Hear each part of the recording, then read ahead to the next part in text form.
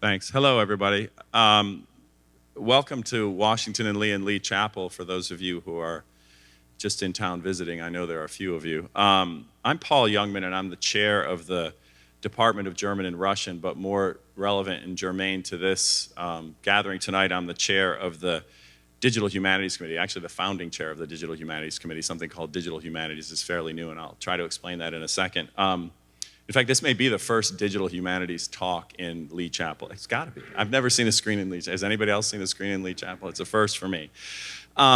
So I don't have the privilege tonight of introducing our esteemed colleague. That honor is going to fall to Mark Connor, our provost tonight. I wanted to, though, to take a minute to provide a little bit of context for tonight's lecture. So Professor Ayers, as you may or may not know, is a renowned historian who's known in part for his work in something that we call digital humanities. And for those of you who aren't familiar with this thing called digital humanities, I'd say that it's really a recognition on the part of humanities and social science professors that information is no longer conserved solely in the form of a book.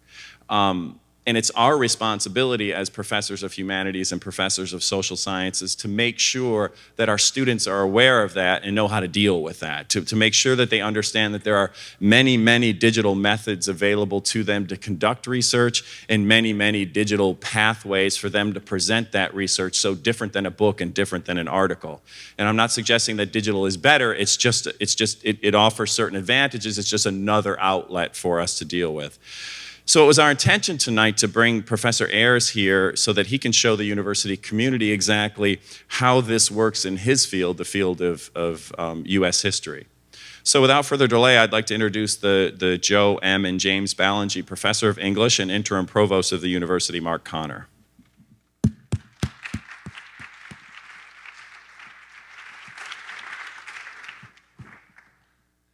Thank you so much, Paul. Wonderful to see everybody here. Let me echo Paul's welcome. It's my honor to introduce Ed Ayers, who is a remarkable example of the teacher-scholar. And I want to begin by posing this question: what does it mean to study and teach history in the digital age? Let's consider Ayers's In the Valley of the Shadow, Two Communities in the American Civil War, a digital archive of primary historical sources from Augusta County, Virginia, and Franklin County, Pennsylvania, south and north, before, during, and after the Civil War.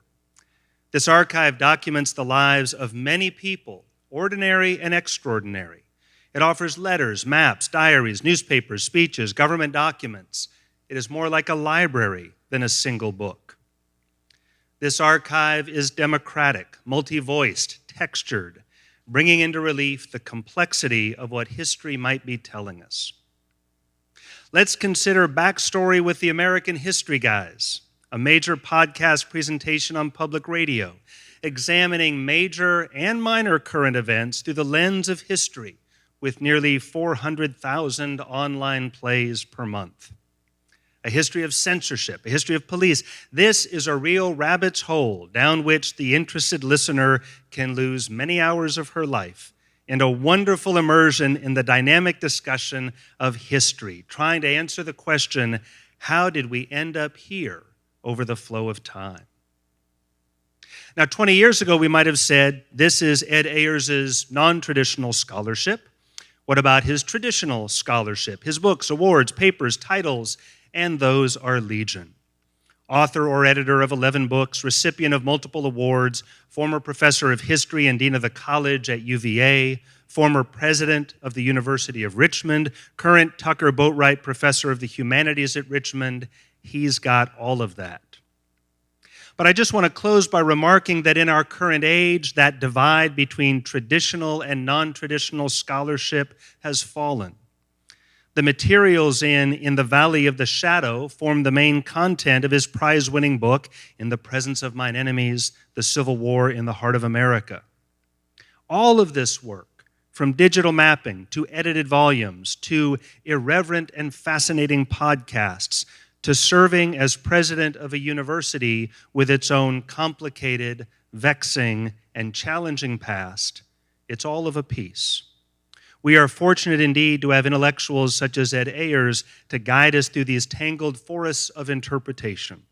So please join me in welcoming Ed Ayers. Great, thank you. Hey, it's good to see everybody. Thanks very much. Thanks for having me to WNL. What a great school. I kind of resent you. When I was president of the University of Richmond, a valiant foe for excellent students. But we're both good, so it's great to be here and to be in Lee Chapel and kind of breaking in the screen. I feel like I'm contributing something useful here, even if I don't say anything useful. I'm a big fan of Ken Ruscio and good friends as presidents, and kind of talking about the interesting opportunities and challenges of that job, and the fact that we're both kind of moving on to other things about the same time gives me some confidence that maybe it wasn't a mistake. So, digital history and the Civil War and digital history. So, as Provost Connor said, I've been working on it for a long time, and as I was saying to him, the Venn diagram of people who are interested in new approaches to history and people interested in the Civil War is not the most obvious place, so that's where I decided to go. And why would I go to all this trouble? So the Valley of Shadow now, it was started almost 25 years ago, and before the web, actually. And then when the web came along, we were able to catch that wave, and it's been exciting ever since. And we're doing some new projects at UR that I'll talk about that. So why would I do that? I'll be honest with you. This feels faintly sacrilegious right here, but I grew up right across the Virginia line in the Tri-Cities area, and the greater Tri-Cities area, we prefer to call it. And I couldn't have cared less about the Civil War. I asked my grandfather one time why we never talked about it. He said, "Son, we just shot each other." I went to Andrew Johnson Elementary School, and so it's kind of an anomalous place. And then going to graduate school in the 70s in the wake of Vietnam, nobody would think about the Civil War as an object of study. Then I went to UVA for 10 years and wrote about a bunch of other stuff, but not the Civil War. And finally, I was driving on 81 one day and remembered a line from the Bible, the Valley of the Shadow of Death, because I don't think there's a more beautiful place in America than the Shenandoah Valley. And it occurred to me to live in such a beautiful place and for people here with just that line on the ground up the Mason-Dixon line to decide in a few months that they would kill each other. It was a very hard thing to explain that we kind of take for granted now. If you told anybody that 6 months before they did, they wouldn't have believed you. So we're going to look at that a little bit. So why did I go to digital history? Well, partly, as you heard, is to include as many people in the story as possible. My passion in history is to make a history that includes as many people as possible and reaches as many people as possible. But the Civil War needs something else that the digital provides, which is being able to see complexity. We simplify the Civil War at every chance. No matter what part of the country you're in, people will just say, well, it was just about this or it was just about that. And explaining away the most complicated and momentous event in our nation's history was something that would fit on a bumper sticker. And it doesn't. So we need to be able to see the complexity of an event that took place over an area the size of continental Europe, that killed the equivalent today of 8 million people, and that ended the largest slave empire in the modern world and saved the largest participatory democracy in the world. And yet somehow we decided if you're interested in that, you're a buff. We don't have World War II buffs.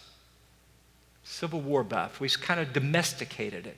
So I wanted to make people understand how complicated it was. I wanted people to understand something that we can't really do in our heads, which is to tell two stories at the same time. We don't have the capacity to do simultaneity. And yet the Civil War, in many ways, is all about simultaneity. And the best we can come up with is, meanwhile, that's all we got, and flip the toggle on that. Wouldn't it be great if we could see that? And it wouldn't be great if we could find a way to tell the story of slavery and of military history and of political history and of women's history and of economic history and religious history, all in the same frame, just the way they're lived. We're very busy separating out these different strands, and I thought it would be better if we actually put them all together. And I think it's also good for history to constantly be making itself new. I told my mom, a fifth grade teacher, I was going to go to graduate school in history, and she said, well, what for, honey? We already know what happened. And so now for decades, I've been trying to show her, no, we don't. It's a lot more complicated than we thought. So that's one reason I'm happy to do backstory. It's one reason I'm happy to do digital history. It's one reason I taught a class earlier today in Richmond, because we need to keep making the past new. So people have been thinking about this sort of thing for a long time. And here is one way that people try to do it. Is that going to come up? I've clicked on it. Do I need to do anything else to make it happen?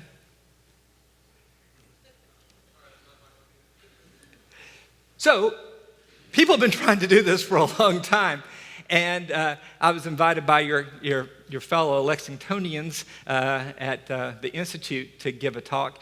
And I showed this crazy thing, and that you're going to see now too when it comes up on the screen behind us. And what it is in the 1890s, it occurred to a guy that it would be great to put the entire Civil War on one page of a poster that you could buy. And he built an entire company out of this. And I so wish I could show you what it looks like, because as well as the other 15 things that I'm getting ready to show you, I can do, there we go. Thank you very much. So it's not mirroring. So can I'm sorry, I'll need to be able to see all those tabs that I had. So whatever you need to do on that, or otherwise, it's hand shadows for 50 minutes. It's going to come up. So I'll talk about this. So this is called, and what is this, you may say? This is 1890s.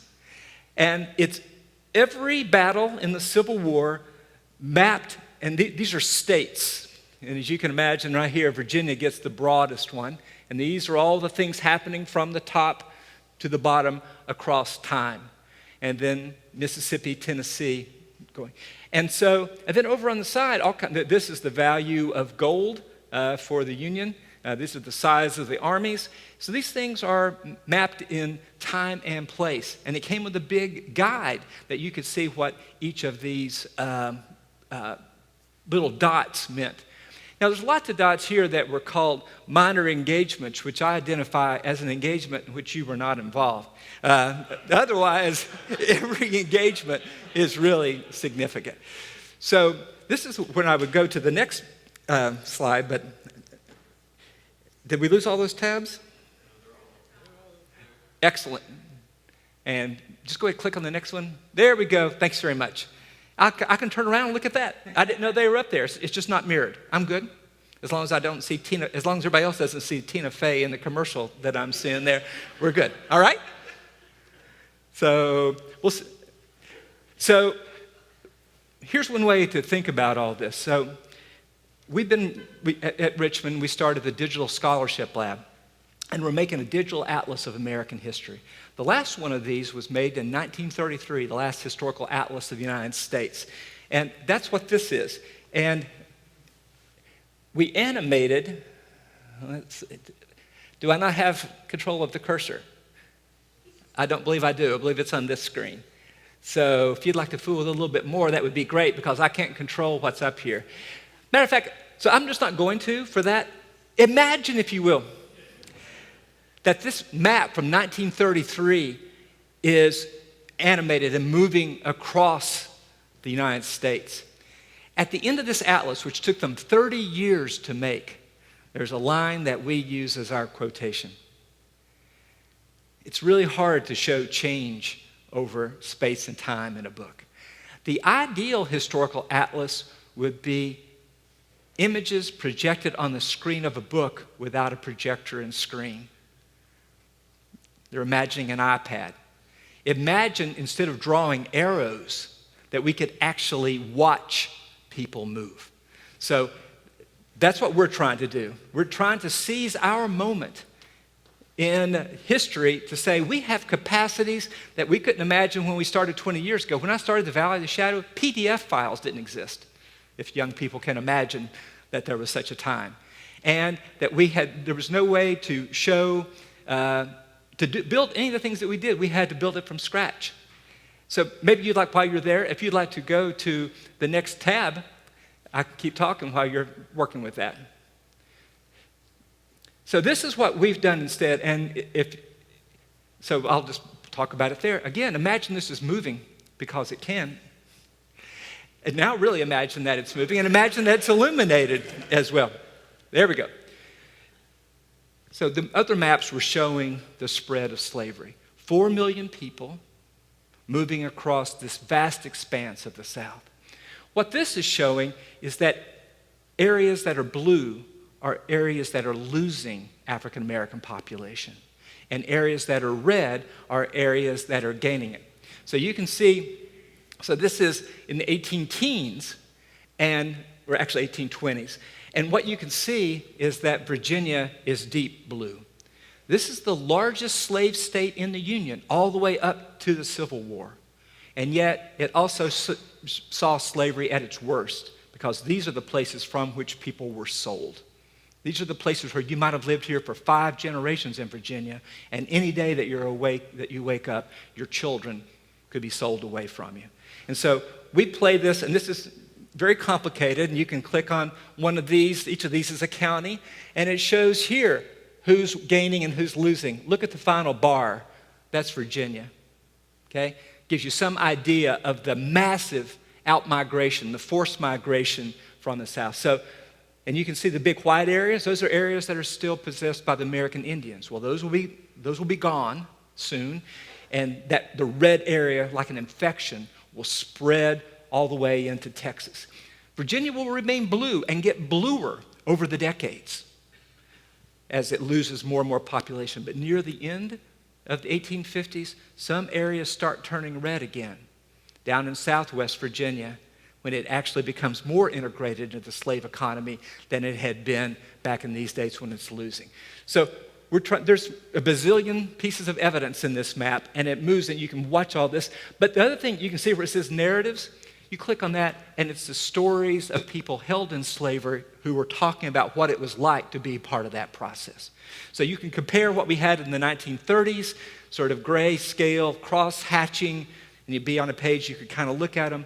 But now we're able to put this into every schoolroom in the country, that people can actually see that the slave trade was not big red arrows going from one place to another, but rather it was a million people sold from the eastern South to the western. Okay? More than we have in the African slave trade.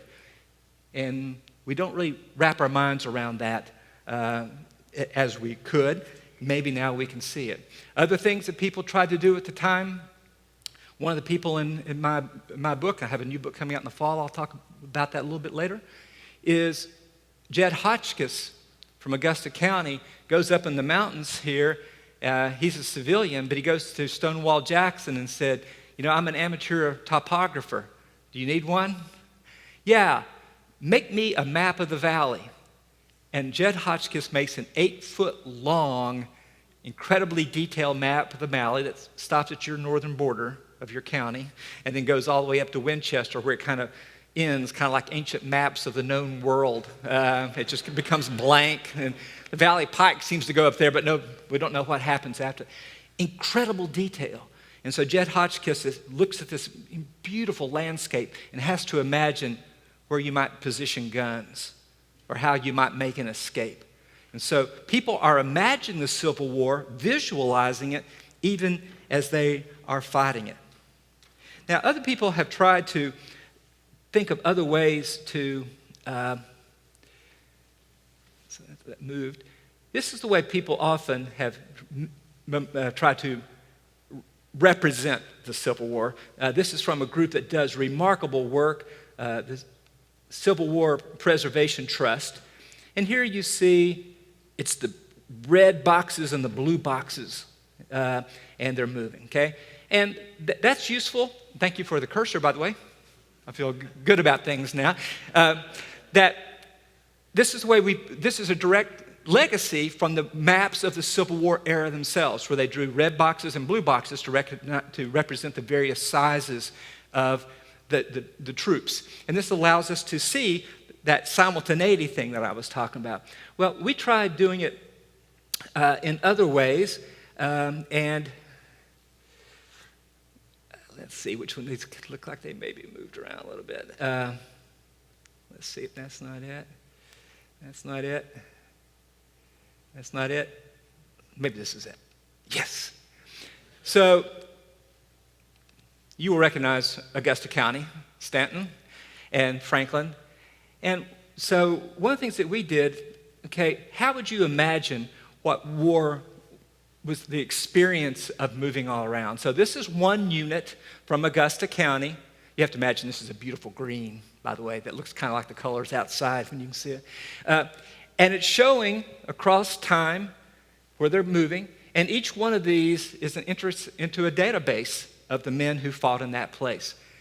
I'm very proud of this, 1998, and it still works. This is the only thing that I know. The whole Valley of the Shadow, when I left UVA in 2007 to go to Richmond, the library said they invested money to take apart the whole Valley of the Shadow and make sure every link works.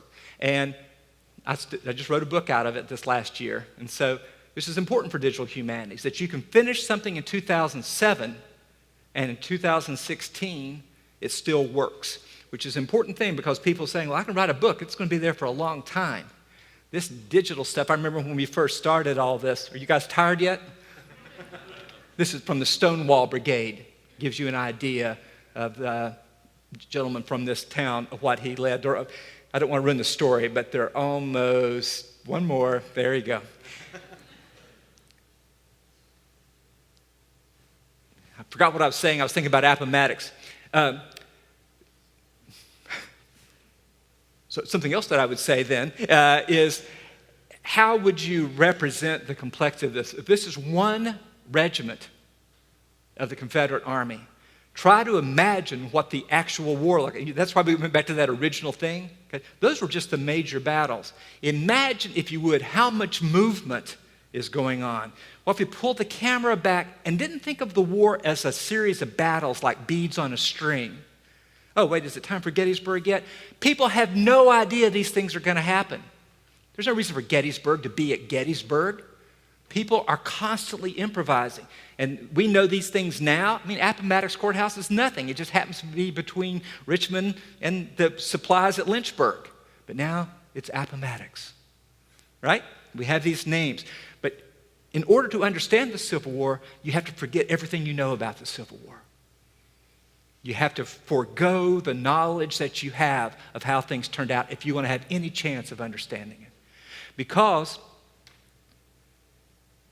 in 1864, Abraham Lincoln is almost not reelected. In August of 1864, Lincoln himself does not think he's going to be reelected. And if he's not, George McClellan, running on a peace platform, is. So this idea that the Civil War is inevitable, that of course slavery is going to be destroyed, of course the United States is going to be put back together, of course the South couldn't fight that long, none of that's true. And it's almost to the very end of the war, things are still hanging. Why didn't they turn out? Two things. Sherman takes Atlanta, but Sheridan takes the Valley. Without those two things happening, all of American history could have been different. So my own belief is that the turning point of the Civil War is not a battle at all, but rather a selection of 1860.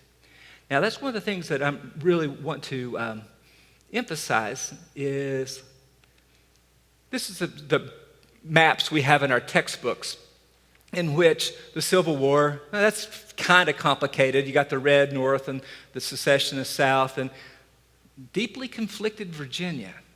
This is something people don't realize. Virginia did not want to secede. And places like Rockbridge and Augusta sent delegates to Richmond to save the United States. Because we are the mother of presidents. We're the mother of the country. We are the largest slave state, and so we can talk to our sister slave states. But we are also the foundation of this country. And so they go to Richmond and they talk for months and months and months. It is that long. 3 months, weeks and weeks and weeks. And it's all written down, so we have 3,000 pages of their debates.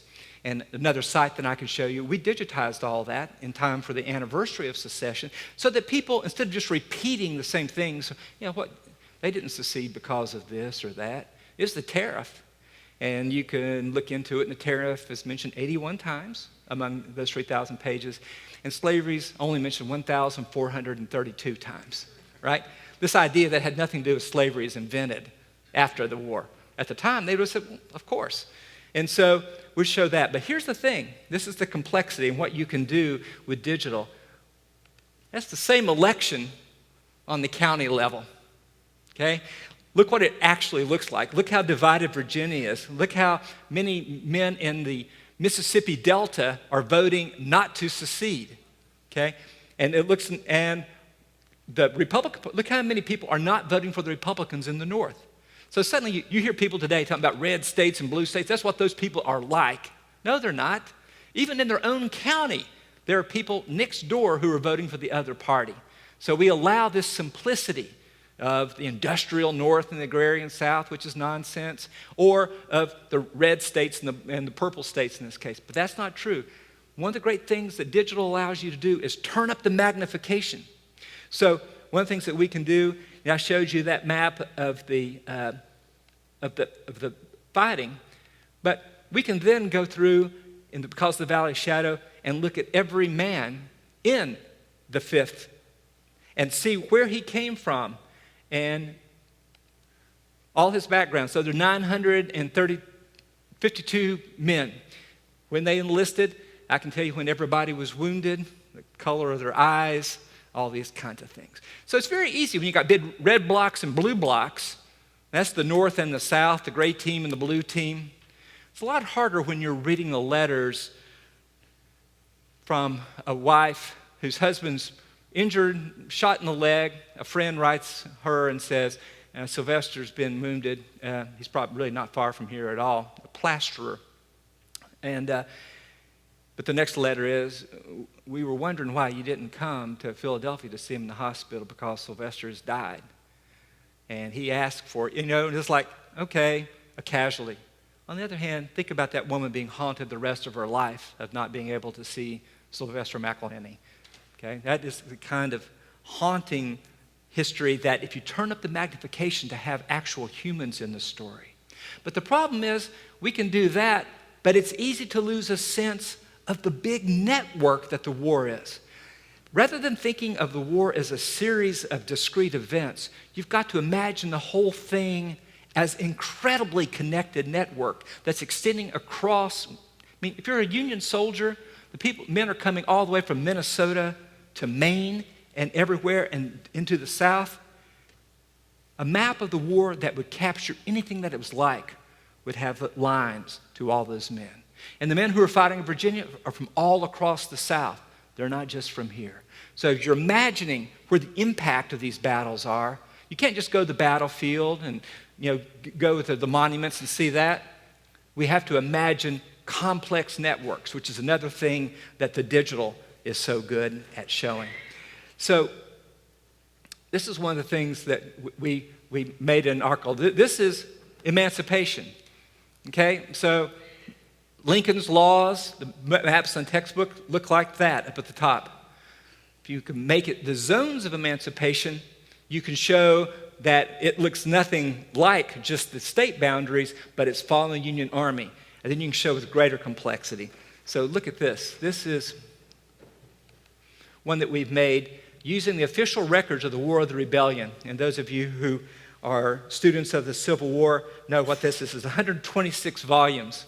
And working with undergraduates at UR, we went through and recorded everywhere that African Americans came into contact with the United States Army. So that's all the blue dots. You can see I'm talking about Maine to Minnesota, gathering, forming, and coming into the South. So we're only up to end of 1861, and you're already seeing that African Americans are not going, wait, are we free yet?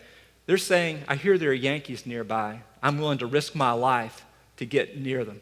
And you see Virginia is has more of this than anywhere else, but you can also see along the South Carolina coast. You can see in Tennessee where Grant has been. You can see in New Orleans, which is already falling. All of these kinds of, that emancipation is taking place throughout the war. So this is a lot of information that we could never wrap your mind around as a human, right? This is what a machine is good at. It doesn't care. Sure, I'll show you 5,000 pieces of evidence at the same time. It's all just bits to me. But by doing so, we're able to reimagine, most important thing that ever happened in this country, the end of perpetual bondage for 4 million people. To be able to see the complicated patterns. And we're only up to the middle of the war.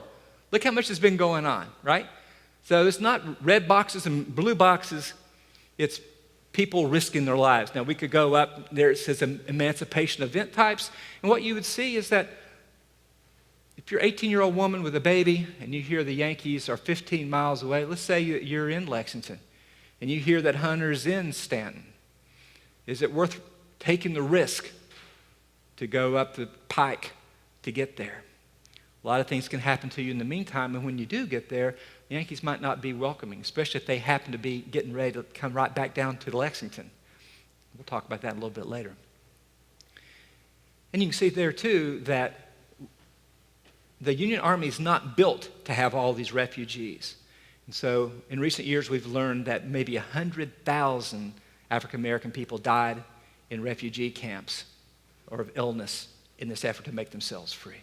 That's the Civil War too. Everything that I'm showing you is the Civil War. These are not ancillaries, it's not social history, that's not really the war. This is the war. And this actually affects more people. So I believe that you have to understand military history in every bit of its complexity and specificity. I'm not one of these that just has the battles in the background. If you're going to understand war, you have to understand war making. But just because you're interested in that doesn't mean you can't also be interested in the history of slavery and interested in women.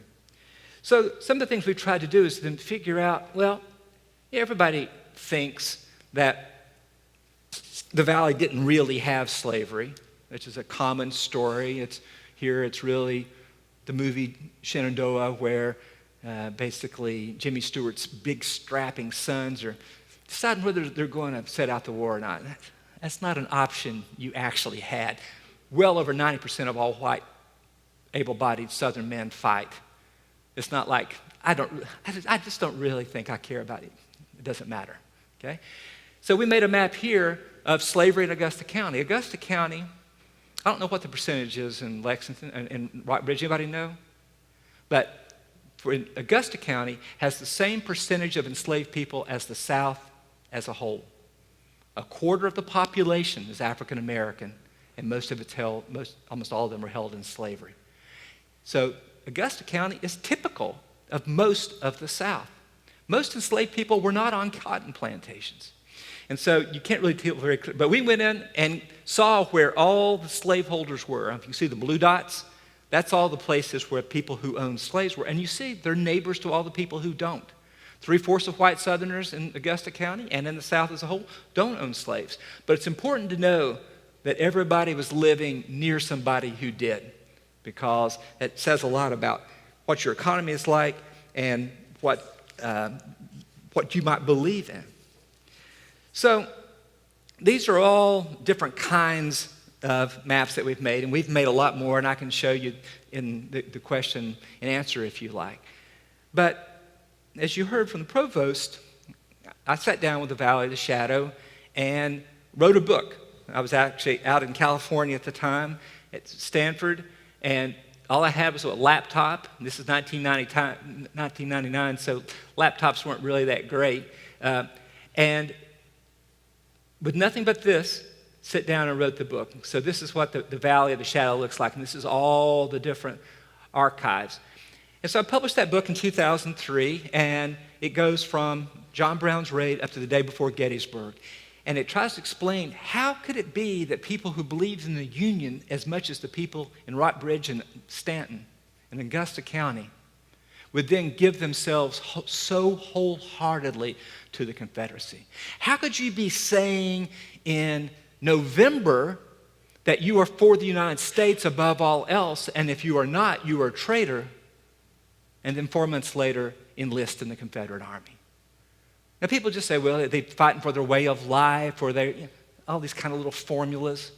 Well, they were fighting because history moves us in ways that we're not expecting. And in many ways, they had no choice if they ever wanted to have a date, if they ever wanted to be respected by their neighbors. And they were swept up in this. So I wrote this book to try to explain. And in Franklin County, Pennsylvania, the other one there, they're not looking to fight. They don't have any trouble with slaveholders. There are some abolitionists in there, but generally, they're fine. But they end up coming in Virginia and fighting and tearing up the railroad and all those kinds of things. How does that happen? So the presence of my enemies try to explain that. Well, that was 2003, and then they made me Dean of Arts and Sciences at Charlottesville. And so that book came out 18 months into my deanship, and then I was planning to do that, then quit, and then write volume 2, because I told my publisher, said, I'm getting ready to be dean. I can give you 500 pages now that go up to the day before Gettysburg, or you can wait an indefinite period, and I will give you 1,000 pages that goes all the way. He says, let's see what you have now. So I went ahead and published half a book, and it was fine. But for the last 14 years, it's weighed on me that we built this Valley of the Shadow thing with all of this incredible stuff in it. Wouldn't it be a sin not to finish it? So 6 years as dean, 8 years as president. Last year, got to set out in the country and write this book. So you may say, okay, you got all this stuff, but you know what? I like books. I like Civil War history just as it is. And I'm not really interested in a bunch of patterns and maps and charts and graphs. And as a humanist, and I know a lot of my humanist friends think this, and the technology we have isn't broken. It's called words on a page. It seems to have done pretty well over the last couple of millennia. So I'm trying to say, well, we can see the digital lets us see things we couldn't see otherwise. Does that mean that we can no longer write narrative history? So I'm going to read you just a little bit of this book that'll be out next fall. It's called The Thin Light of Freedom, Civil War and Emancipation in the Heart of America. And it goes from Gettysburg through the 15th Amendment. But a large part of it takes place right around here, because I burned the valley. And at both ends. We burned Chambersburg to the ground, but we also, well, we come here. And here's how I translate this archive to some writing. While in Stanton on June 6th, David Hunter received orders from Grant that spelled out the task before him. General Philip Sheridan was being sent from Richmond to Charlottesville, 25 miles to the east on the other side of the Blue Ridge, quote, to commence there the destruction of the Virginia Central Railroad, destroying this way as much as possible. The complete destruction of this road and of the canal and James River is of great importance to us. So Hunter was supposed to go from Stanton to Lynchburg for, quote, it would be of great value to us to get possession of Lynchburg for a single day.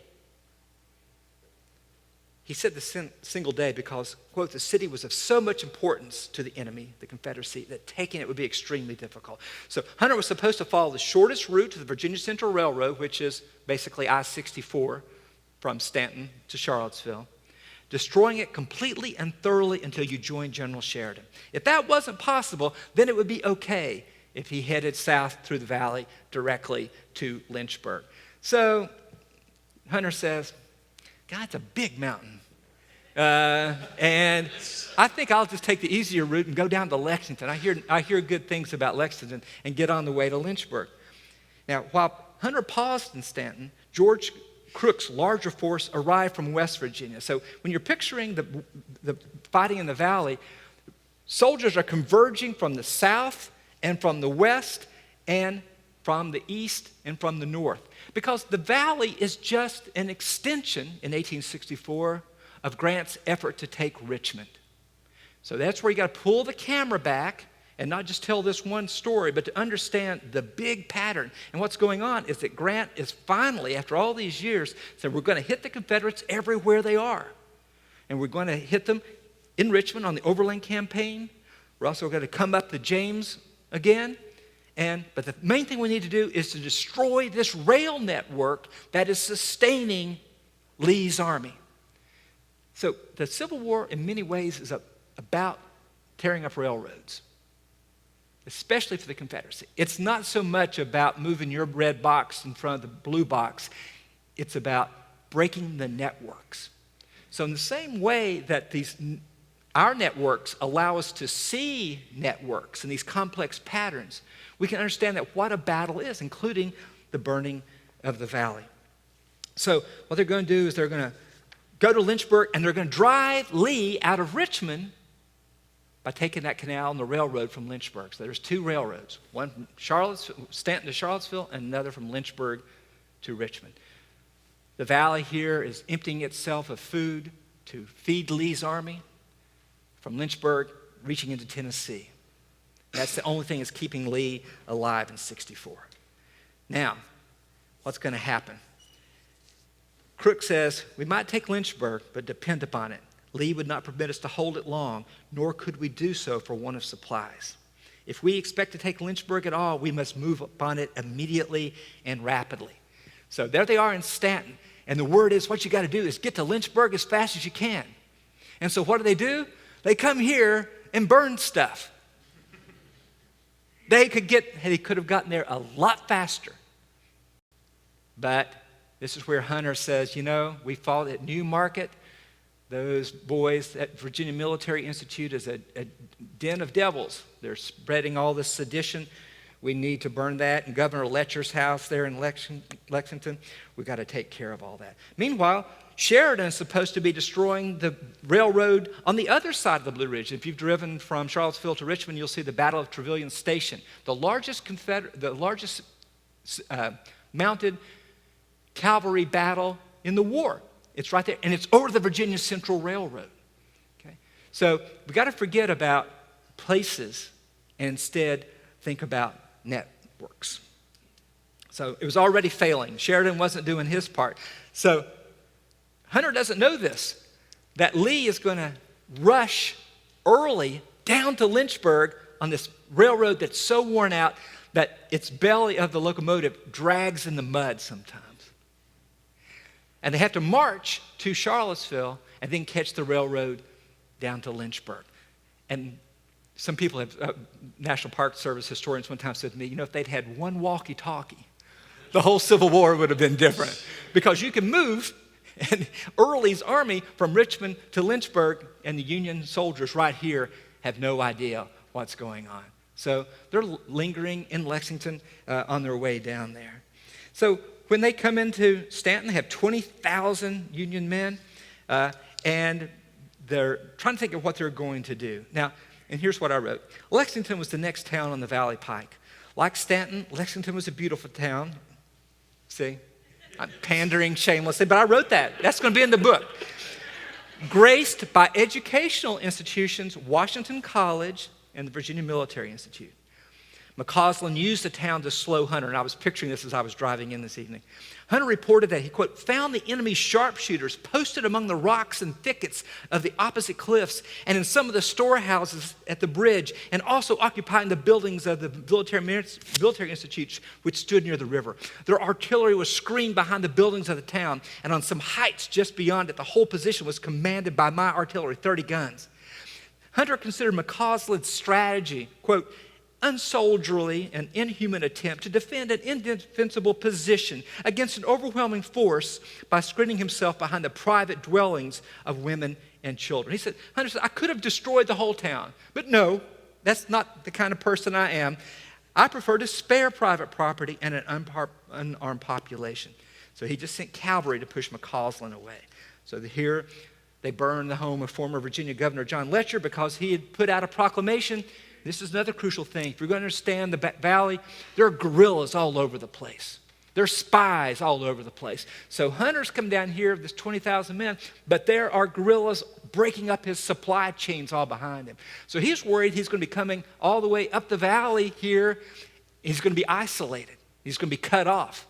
And so the battle of not the red boxes and the blue boxes, but networks of railroads and networks of guerrillas and armies way up in the mountains and converging from all sides, and it's also raging in Richmond at the same time. Now, picture two, all the networks of newspapers that are carrying this word, people trying to figure out what's going on. Picture the networks of letters that are going out to loved ones whenever they get the chance. That's what the Civil War looks like. It looks more like that first graph than we saw than the ones we've been making since. It's all these things going on simultaneously. So they burn here, and because Fletcher had said, to wage guerrilla warfare, quote, against the Vandal hordes of Yankee invaders. So then they burn VMI. And then they finally hear that Lynchburg's not strongly defended, and there's only shallow rifle pits. All the sick and wounded had been organized to defend the place, they heard. So they were going to go down and destroy it. Now, I hope you're picturing it all. But what does this look like from one individual? A guy with a great name, I just want to say his name to read a letter from him. Achilles Tynes, fighting with McCausland, wrote his wife Hattie, describing what the protracted struggle against Hunter's federal force looked like. The officer adopted a playful tone to describe, this is his brand new wife. It's okay, I'm done. Hitachi's not, I like the beautiful scene though, if you're going to do that. Okay. So it'd be good if something else were there. I might get anything from Hitachi for this amount of advertising to do all that. So Tynes is early 20s.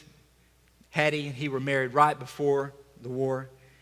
And he says, I'm writing a letter, quote, so as to test my own identity and self-possession and equilibrium, which I have very nearly lost. So rapidly have events chased each other, and so wearying has been the last 10 or 15 days.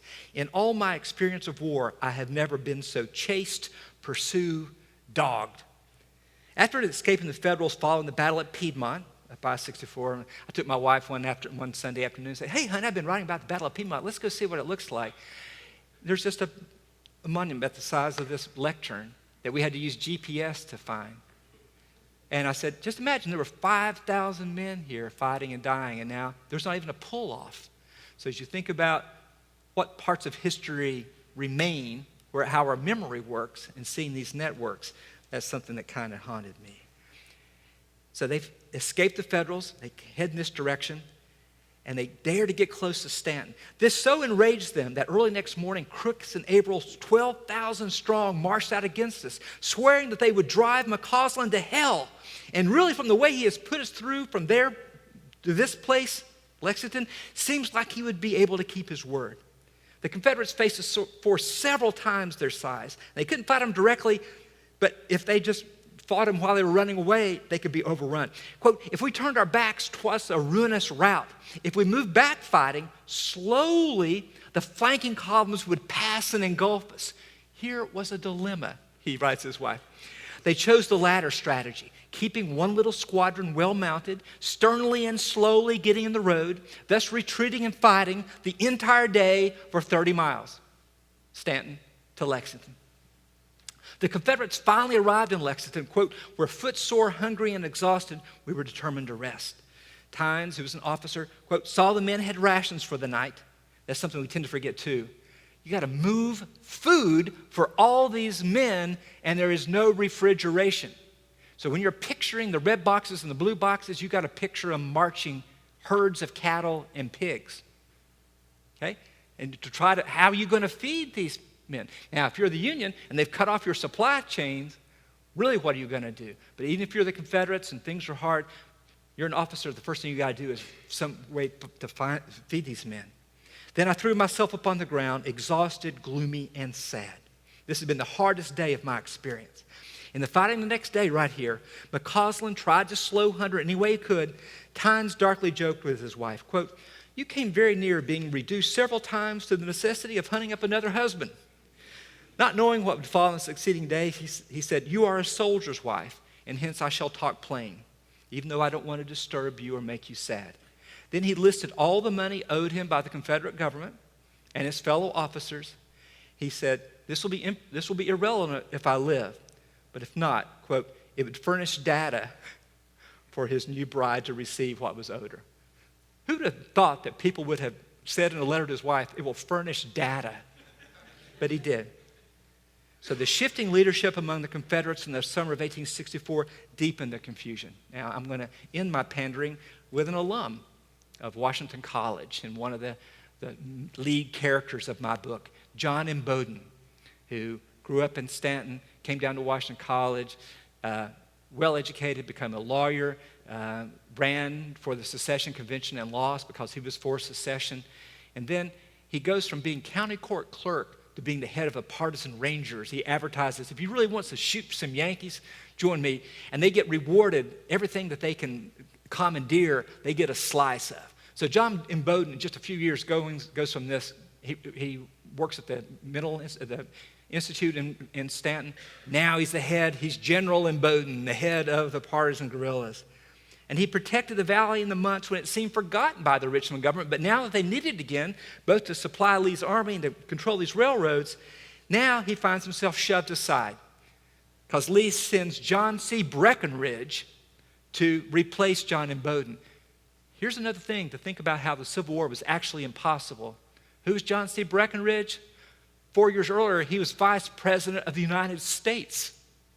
And now he's being sent from Southwest Virginia up here to take over the forces from John M. Bowdoin and to try to see what he can say. There's a great story when, a little bit later in the war, Breckenridge and Jubal Early, the head of the Confederate Army later, they just got whipped at Winchester, and they're riding back south in the valley, and Early turns to Breckenridge. He says, "How are you feeling about slavery in the territories right now?" And that was just like, doesn't really seem quite that pressing right now. Breckenridge laughed. That's the thing, too. These people were human. They had senses of humor. You can see this young man and young woman. You very nearly came close to having to hunt up another husband. It's important for us to remember that they were just as complicated as we were, and probably better writers. So an adjutant to Breckenridge said that M. Bowdoin tolerated, quote, wild cavalry, of the inefficiency of which there was constant complaint and almost daily exhibition. Breckenridge complained to the generals in Richmond that M. Bowdoin's cavalry had been less than nothing. So here's M. Bowdoin, who's fought for years in the mountains all around here, trying to defend the valley with almost no men. He has to publish articles in the local newspaper begging people to give them money. If you've got a horse we could have, we would love to have that. And then he's kind of pushed aside. I love this. I don't love this. It's a powerful story. Later, John M. Bowdoin founds Damascus in down 81. Does 81 go up or down? Like, I mean, you know, you call that down? So the river goes up and the interstate goes down? Okay. And he goes down there, and in 1890s, he says, he names it Damascus because it's the oldest city in the world that they know of. And he's going to create a great empire because there they have coal and the iron. It's going to be Pittsburgh in Southwest Virginia. And instead, he's down there. He leaves his fourth wife and their children in Richmond, and he freezes to death in a cabin and dies of typhoid fever in 1894 out of this dream of making this industrial enterprise out of that. So what I'm trying to persuade you is that too often we divide ourselves into camps or styles or groups that we don't need to. We can write a Civil War history that's just as juicy as what I read you because these great people wrote these great letters. And it's not diminished by the fact that we're thinking about new technologies where we can actually see these patterns. And it's not diminished by including African American people in the story. It's not watered down if we have women in the story. It's not distorted by having both the North and the South in the story. It's not ruined by understanding that people change their minds in the pressure of history. Without being hypocrites, they can change their minds. So the good news is, here we live, the most profound social change of our time is the invention of instantaneous global network of free information exchange. Surely we can think of something cool to do with it, right? And when we do, it doesn't mean we have to lose the old virtues of storytelling and of empathy and entering into a place that we didn't know.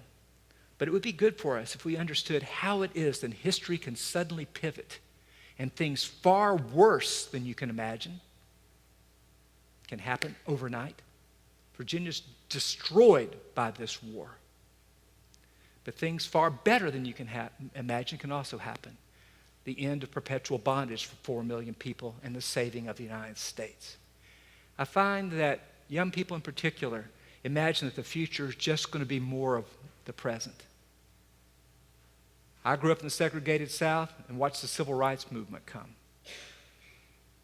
People in this room have watched same-sex marriage suddenly become supported by a great majority of the population. The only pattern I've been able to discover, the only law of history I've been able to discover is what people expect to happen never does. What's the moral of that? Be very alert. Be careful what you say, because you end up doing a lot of the things that you say. And you think things can't happen, watch out, because they can. But things that you think are always going to be wrong don't have to stay that way. Sometimes things can get better. So that's the Civil War and digital history and how they interact. You can't possibly have believed all that, so I'm going to get some water, and I want to see some hands and hear some hard questions. So we're going to do that. Thank you. Thank you. Thank you. Okay, you can't raise your hand if you're applauding, Yeah. so I wanted to. Yes? I can bring a mic back if you. Oh, good. With a hand. Yeah. People are so well dressed. Thank you. What are some of the limitations of digital humanities? It's really, we don't know because we're just barely trying it. I'll tell you what's hard about the digital humanities. It took us 14 years to build the Valley of the Shadow. Okay? To type in every census for 2 places is a long time. 10,000 pages of newspapers, which machines still can't really read. So in order to do something like that, you have to mobilize yourself on a scale that humanists aren't used to mobilizing themselves. At Richmond, we call it the Digital Scholarship Lab because it's much more like a science lab than anything else.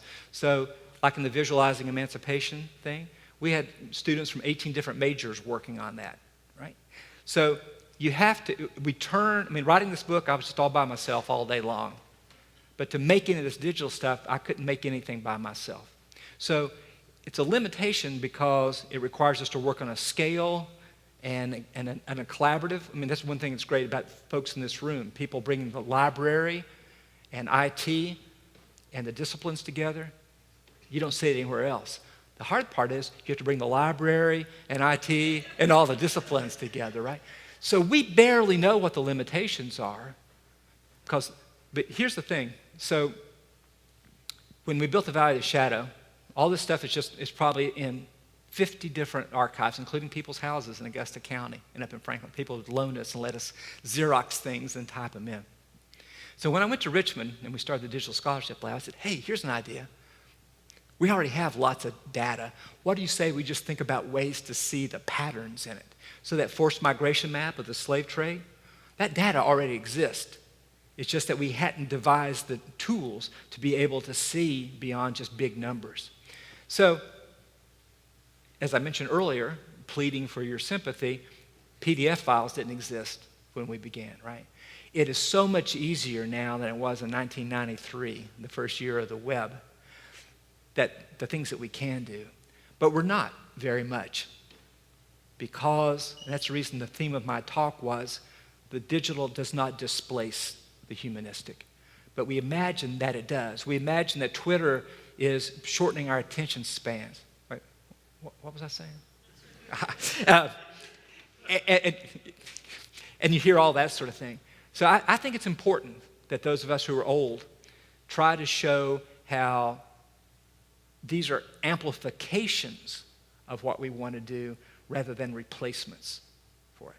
Because you'll notice, making all this stuff until we turn it back into language, until we turn it back into a story, until we turn it into an explanation in words, it's just a picture, right? So the limitations are that it's new. The excitement is it's new.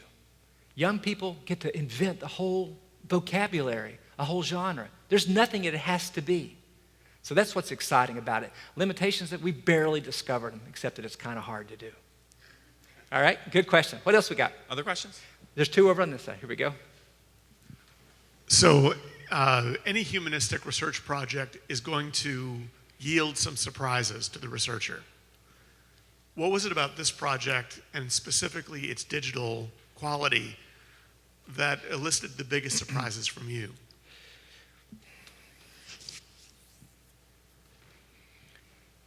How lucky I was, for one thing. Okay, so I'll just tell you, I chose Augusta and Franklin because I knew that their soldiers faced each other at most of the major battles in the East. And I knew that both places had 2 newspapers throughout this entire era. If you can imagine that. A town of 4,000, Stanton, every week telling us what went on. Okay? Other than that, I had no idea what I would find. Did I know that in my northern community, it's where John Brown would meet with Frederick Douglass? No. Did I know that Joseph Waddell, sitting in Stanton, would write down every single thought that he had for the entire Civil War, even though it was sitting there in the UVA library and nobody had ever really transcribed everything? No. Did I know that the only diary in the entire Civil War, a husband and wife came at the same time, so you can actually see what the husband and wife are thinking on exactly the same day all the way through? No. Did I know that Jed Hotchkis was from Augusta County and would write letters back to his wife, Sarah, showing what the Civil War looks like from the Confederate tent? No. Did I know that just the year as I was finishing up this book, other historians found an enslaved man who was 6 years old during the Civil War, but then grew up in Stanton. In the late 1880s, he has a new child, and he sits down one day to write the story of his life and told what it was like to be born a slave in Augusta County and to live through and see his father taken off to dig fortification in Richmond and never come back and grow up. And then the same guy ends up being one of the founders of the Republican Party in Virginia, runs his own newspaper, teaches school for 30 years. Did I know that? No, and nobody else did either. So what's cool is that the same kind of humanistic surprises that we all find whenever we go into the archive are all over the place. There was a review at the Valley of the Shadow in 1995. It said, this is different than a library digitizing its holdings. This is what he called an intentional archive. We just went out and found every piece of information we could find about every person who lived in these 2 places. And we went and got it from, we had what we called a history harvest in Stanton. We set up shop and said, do you have something you'd be willing to come in and let us scan? And then it'll be in the Valley of the Shadow. So there's millions and millions of pieces of evidence in this. To write these books, I'm guessing that I'm using 3%. Okay? Now you might say limitations of digital history, to make 100% to distill it down to 3. Fortunately, I told the very best story that could possibly be told. Who knows if I did or not, right? So there was all those kinds of surprises. That the reason people do history, you're surprised by it. But every letter, like discovering Achilles Tynes, who has this letter, I didn't care anything about it until I knew about Lexington and that what was going on. That right now, that the entire United States depends on whether Lee can hold off Grant, maybe through the election of 1864. Okay? That's the thing. Come on, Grant, we're giving you 2 million men. You can't take Lee? And if they can come and break these railroads here seemingly far from it, then the war could have been shortened by 6 months and maybe had a different outcome. So the discovery for me was that all these things are connected in ways, not being a military historian, that I'd not understood. But I'd have to say there's no history of the entire Valley campaign of 1864. And so I had to piece it all together myself. And I guess the other thing I discovered is how hard and interesting military history is for somebody who just read a lot of books before. So anyway, I hope some of those would strike you as a reasonable answer. But I've talked long enough that we're ready for the next question. Yes, sir. Wait 1 second, please. Right here in the front. I want you to be amplified. Wait just 1 second. Oh, you can probably hear me. You've obviously been interested for 20, 25 years in digital and manipulating Right. the information. Let's go forward 100 years. Let's say that all that you have done is Yeah. in a chip, whatever you got in that little Yeah. PC up there. Talk about the archival. I think it's a problem, but the archival nature, what could be done or is done if you really wanted to preserve what Yeah, you've got in that's your great. program. Great question. Well, as my wife said when we went to Lowe's and looked at shingles for our house, and I pointed out that these had a 50-year warranty, her comment was, "We'll be so dead." So we do have that virtue, as I will never know. So the Valley of the Shadow, everything in it is just ASCII text that could be put in any different kind of form. If I really want to save it, I should print it all out. That's the honest truth, right? On the other hand, here's the way I think about it. I've not added up lately, but we used to have 1 million people a year look at the Valley of the Shadow, okay? And it's used all over the world. And people will come up to me and say, in middle school we did this and so forth. More people will look at that website in a week than will read until this next book comes out. Then it's going to be a bestseller, I promise. Then read my book. So here's what I'm willing to trade. I'm willing to trade global reach now for nothing to all these people rather than trying to guess what might happen in the future. But in the meantime, put everything in a form that can be changed. We've already rebuilt the valley once. Actually, when we first started, we started in WordPerfect. If anybody can imagine that. And I went to give one of the early presentations in San Francisco in a Hilton, but they didn't have internet. And so I had transparencies and put an overhead projector, and I said, imagine that I could click on this and it would make this. Okay? So seeing how fast things have changed, it won't take a chip. I mean, whatever, everything that we've made will on a hair. Do I think it will endure in that form? No. I mean, you saw how giddy I was that we made something in 1998 that wasn't embarrassing looking now. The rate of change is so radical. But I don't want to be dishonest. I've written books because the book is going to endure. So that's my point, is that these are not displacing genres, but enabling genres. I don't think I could have written the books without the digital stuff. I don't think that I could have seen the story that I'm trying to tell. And I have a new interpretation of Reconstruction and all that from the same thing that comes from all this data. So when I first began, one time I gave a talk in Wales for some reason. And one of my friends there showed me a note that he'd handed to a friend of his during my talk, and it said, Evangelical Ed, because I believe in this so much. But I do understand the limitations of it. Fortunately, as a historian, I know we're all dead pretty soon anyway. It doesn't really matter. Nobody will remember. But if you can make a difference while you're here, that's what I care about. Another good question along that line, what's going to happen? What's going to be the archive of our lives? On one hand, nobody's ever been as documented as we are with our Twitter feeds and Facebook things. But what's going to happen to that? Be careful. Yes? For one more question. Oh, just one? Okay. Thanks a lot for that. Very persuaded by your emphasis on networks, systems. Agree Great. with that. And I wonder, That's all the time we have for this evening, then. how do you hear your students talking about network systems? I wonder, I don't want this to sound like kids do gizmos and kids have the social network, but they're finding themselves through a different generation than you are, than we are. Yeah. And I don't know if they see this map differently before they even get into it. A problem that we have, I'm teaching a class of freshmen right now. We went to the library today, and the question was, okay, how's a library work? And it's the same thing as Facebook and Twitter. You're looking for, how do you know what to go to, right? There was a brilliant presentation the librarian gave about all that. But it's very clear that this is just the water that these fish are swimming in, that there's no sense that this is actually interesting other than as a consumer good, right? They've grown up.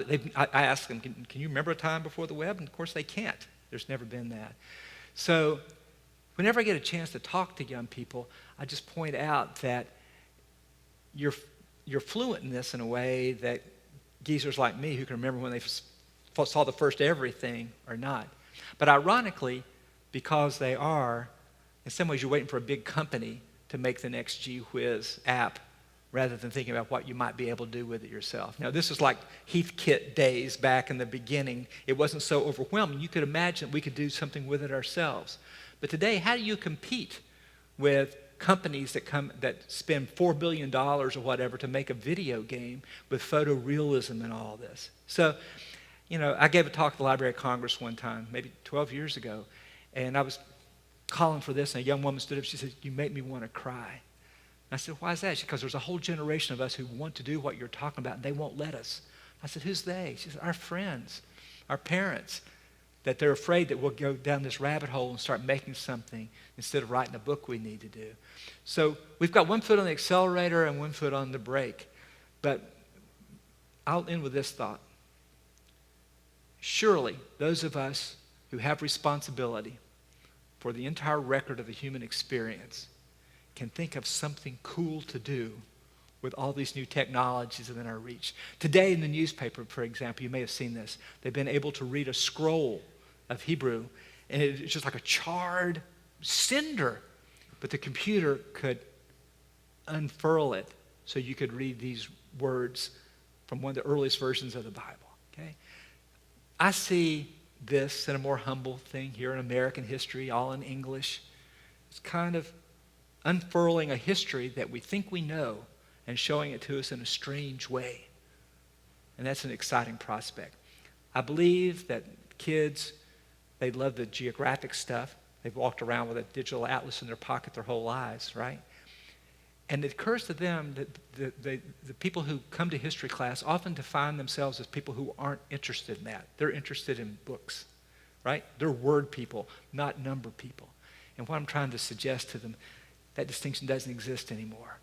Now you can be a new kind of person, because what is history?